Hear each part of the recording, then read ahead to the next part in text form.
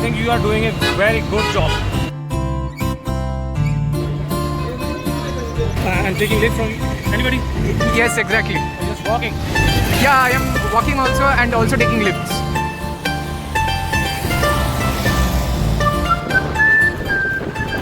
That's great. You are doing a great job. Keep it up. Thank you. What's your name? My name is Bishop. Vishav. Vishav. You are a local from Yeah, I'm Pune? local from here. That's great. Great. मुझे पता नहीं था कि मैं great job कर रहा हूँ कि नहीं, पर मुझे बहुत आनंद आ रहा था। Literally, I saw you. You face any problems when you are traveling or you are walking, you are staying somewhere? There's a tent and I stay in gurdwaras, mandirs, dharamshalas, Anywhere. like this. Anywhere. Okay. Stay in people's home, like that. Okay. Whoever choose to help me. रास्ते में ऐसे बहुत सारे लोग मिलते हैं जिनका बहुत सारे प्रश्न होते हैं और हमें उत्तर भी देना पड़ता है। और आज मैं आ गया था नैना देवी मंदिर। पहले मुझे व्लॉगिंग नहीं आता था, बस मैं ऐसे ही खड़े रह के वीडियोज़ करता था। यही है नैना देवी जी मंदिर का रास्ता और इसी रास्ते से हम बस में आए थे नैना देवी जी मंदिर दर्शन करने। संजू जी ने ज़बरदस्ती मुझे नैना देवी जी का बस पकड़ा दिया, इसलिए मुझे इसी रास्ते आना पड़ा और वहाँ पर बस का स्टॉप है, वहाँ से पैदल आना पड़ता है। मेरा तो मन था लिफ्ट लेके आना।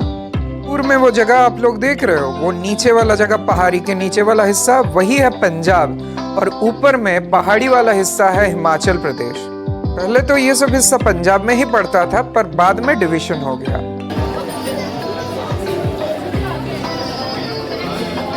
मैं तो खड़ा था नैना देवी जी का लाइन में।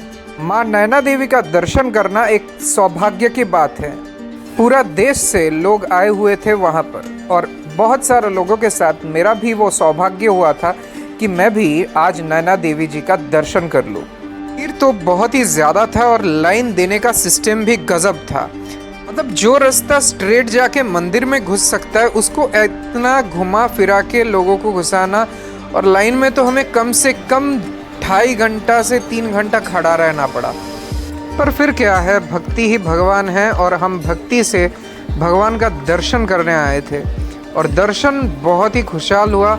वहाँ पर यज्ञ भी हो रहा था, बहुत अच्छा लगा। महायज्ञ भी देख रहा था हम, काफ़ी अच्छा लगा उस दिन। मतलब क्या बताऊँ, एक अलग सा शांति महसूस हो रहा था और कुछ ही देर में हम निकल भी गए वहाँ से और हम पैदल चल रहे थे रास्ते में और अचानक एक आर्मी वाले पीछे से आके मुझे पूछा आपको कहाँ जाना है।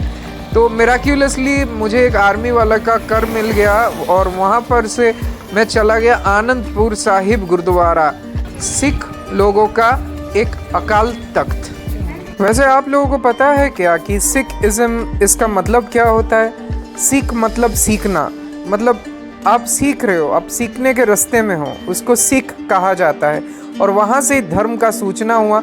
गुरु नानक जी बोलते थे कि आप सीख रहे हो और जीवन में सीख मिलना ही सबसे बड़ा धर्म है, और इसी से आया सिखिज़्म। और फिर आया लंगर चाकने का समय। लंगर हॉल तो बहुत बड़ा था और हम लंगर चाक के आ गए थोड़ा सा रेस्ट करने हॉल में। जिस हॉल में हम रेस्ट करने आए थे वो हॉल भी बहुत बड़ा था, बहुत सारे फैंस थे, बहुत सारे कारपेट बिछा हुआ था और बहुत लोग वहाँ पर रेस्ट कर रहे थे।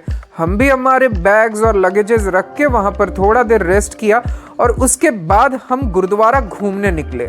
इस गुरुद्वारा को इसलिए इतना होली माना जाता है कि गुरु तेग बहादुर जी और गुरु गोविंद सिंह जी यहाँ पर ही रहते थे, दोनों लास्ट सिख गुरु। और तो और ये भी पता चला मुझे कि गुरु गोविंद सिंह जी का जो खालसा पंथ था वो यहाँ से ही शुरू हुआ था। इसीलिए सभी सिख लोग इस गुरुद्वारा को बहुत ही होली मानते हैं और उनका जीवन दशा में एक बार ये गुरुद्वारा विजिट करना बहुत ही इम्पोर्टेंट है। और फिर रात को हम लंगर चाक के आ गए थे और बैग को ही बोड़िया बिस्तर बना के सो गए। हम बहुत ही टायर्ड थे पूरा दिन। हम सुबह उठ के थोड़ा सा हलवा प्रसाद चाखे और इतना सुंदर सा सतलुज रिवर के किनारे इस गुरुद्वारे को नमो नमः बोलने का समय आ गया था। फिर वो घड़ी आ ही गया था जब मैं आनंदपुर साहिब छोड़ने वाला था और आनंदपुर साहिब से आज हम जाने वाले थे ऊना डिस्ट्रिक्ट। ऊना तो पहले पंजाब में ही था पर बाद में वो हिमाचल प्रदेश में करार दिया गया। हम थोड़े देर ऐसे ही पैदल चलते रहे, कम से कम 7 किलोमीटर हम पैदल चले उस दिन। और उसके बाद जाके मुझे एक लंबा सा लिफ्ट मिला, और वो भी बाइक में, भाखरा और नंगल डैम के पास। वो भाई साहब हमें छोड़ दिए थे। बाइक में जाते जाते इस आनंदपुर शहर का बहुत सारे किस्से और कहानियाँ मुझे सुनने को मिला। तो बेसिकली फ़िलहाल मैं हूँ पंजाब में और जा रहा हूँ अभी कांगड़ा। आनंदपुर साइड से निकला था और पैदल पैदल 7 किलोमीटर चले आए। और उसके बाद मेरे को मनोज जी मिले। ये है मनोज जी, जिनका खुद का भी एक चैनल है। आपका चैनल का नाम बताइए? विकी ब्लॉग्स। आप भी जाके विकी ब्लॉग्स को सब्सक्राइब कीजिएगा। तो ये जूस सेंटर है, तो मनोज जी मेरे को भी जूस पियेंगे, क्योंकि मनोज जी एक एम्प्लॉय हैं भाखरा में, भाखरा नंगल डैम में वो एम्प्लॉय हैं। तो वो वहीं जा रहे हैं, वो मेरे को भाखरा तक छोड़ देंगे। तो इसके आगे क्या होगा मेरे को पता नहीं, और पता होने का ज़रूरत भी नहीं। तो फिलहाल हम लोग जूस पियेंगे। भाई हमारे लिए जूस बना रहे हैं।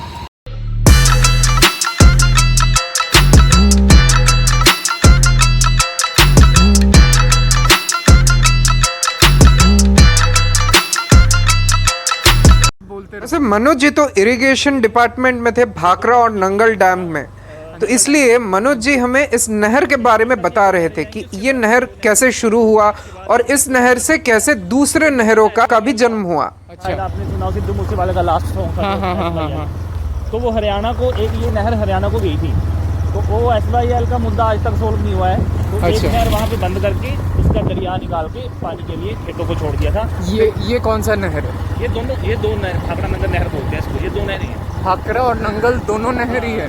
ये दोनों भाखरा नंगल नहर बोलते हैं इसको। अच्छा। तो ये वहाँ से फिर एक जाती आगे, अच्छा, फिर आगे रोपड़ तक नहीं जाएगी। रोपड़ से भी कच्ची हो जाती है, कच्ची नहर है ना।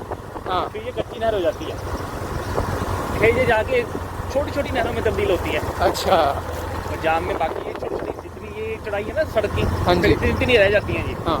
तो ये जाके इरिगेशन में ये फिर आगे ट्रैक्टर करेंगे। अच्छा अच्छा अच्छा अच्छा। आप इरिगेशन में हो, इसलिए आप बहुत अच्छे तरीके से बता दिए हम लोगों को। पंजाब इरिगेशन में, इसलिए मुझे सब कुछ पता है।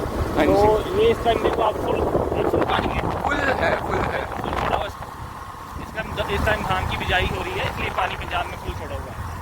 हाँ जी, फुल है। यहाँ पे फुल छोड़ेंगे तो जाके एंड में आधा पहुँचेगा। अच्छा। अब सभी लोग मुझे पूछते हो कि मैं ऐसा क्यों ट्रैवल करता हूँ लिफ्ट लेके। मैं बेहिचक बस में या ट्रेन में भी तो ट्रैवल कर सकता था। ऐसे ट्रैवल करने का बहुत अच्छा एक मज़ा है, क्योंकि हमें बहुत कुछ जानने को मिलता है, बहुत कुछ सीखने को मिलता है, नए लोगों से मिलने को मिलता है। और उसी देर में हम पहुंच गए थे भाखरा और नंगल डैम के एकदम पास। जब हम छोटे उम्र में थे तब हम जियोग्राफी बुक में इस भाखरा और नंगल डैम के बारे में सुने थे, इसीलिए ये एक नॉस्टैल्जिक फीलिंग भी था कि मैं आज इस डैम के पास में फिजिकली खड़ा हूँ। भाखरा और नंगल डैम सामने से कैसा दिखता है, कितना पानी उसमें से फ्लो होता है, वो मैं आपको नेक्स्ट वीडियो में बताऊंगा। तब तक के लिए आप सभी को प्रणाम, नमो नमः।